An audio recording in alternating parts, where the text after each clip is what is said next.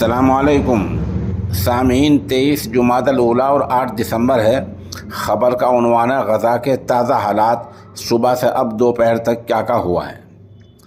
پہلی اہم خبر یہ ہے کہ اسرائیلی ہیلی کاپٹر نے ایک ایسی عمارت پر ہی بمباری کر دی جس میں یہودی فوجی ہی پناہ لیے ہوئے تھے۔ اس عمارت میں یہودی فوج کے جوان ہی پناہ لیے ہوئے تھے۔ اسرائیلی ہیلی کاپٹر نے مغالطے میں اسی پر بمباری کر دی ہے۔ کتنے یہودی فوجی ہلاک ہوئے ہیں، مارے گئے ہیں، اس کی ابھی تک تعداد سامنے نہیں آئی ہے۔ دوسری اہم خبر یہ ہے کہ آج صبح فجر کے وقت حماس مجاہدین نے یہودی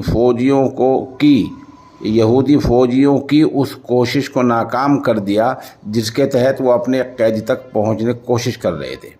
یہودی فوجی اپنے قیدی تک پہنچنے کی کوشش کر رہے تھے اور قیدی تک پہنچنے ہی والے تھے کہ حماس مجاہدین آڑ بن گئے، آگ آ گئے اور ان کو وہاں سے بھاگنے پر مجبور کر دیا۔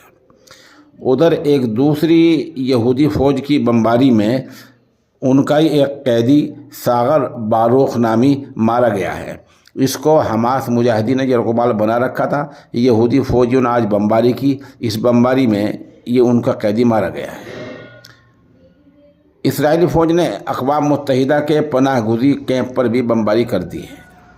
ادھر حماس رہنما اسامہ حمدان نے پریس کو جاری بیان میں کہا ہے کہ حماس مجاہدین بالکل ٹھیک ہیں، تندرست ہیں اور طاقت کے ساتھ دشمن کا مقابلہ کر رہے ہیں۔